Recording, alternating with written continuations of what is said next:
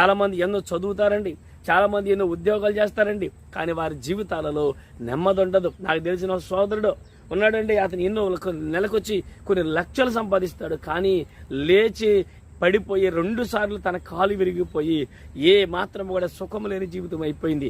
భార్య సుఖంగా ఉండి, భార్య తెలిసినామే కదా అని చేసుకుంటే కనుక ఆ భార్య అతనికి వేదన అయిపోయింది. బిడ్డలారా గమనించండి, భార్యతో నెమ్మది లేని పరిస్థితులు, ఆరోగ్యం సహకరించట్లా, కానీ బ్యాంక్ అకౌంట్కి నెల వచ్చేసరికి ₹1,00,000 వచ్చి పడిపోతాయి. అంటే డబ్బులుంటే సుఖమేనంటారా?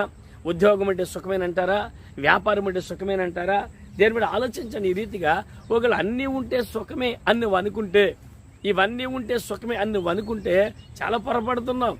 అన్నీ ఉంటే సుఖం ఎట్లా అవుతుంది? లేదు, పొరపాటు పడమాక. యేసయ్య దేవుడు ఉంటే సుఖపడతావు, దేవుని అండ నీకుంటే సుఖపడతావు, దేవుని ఆధారం ఉంటే నువ్వు సుఖపడతావు, దేవుడి సన్నిధి ఉంటే సుఖపడతావు, దేవుని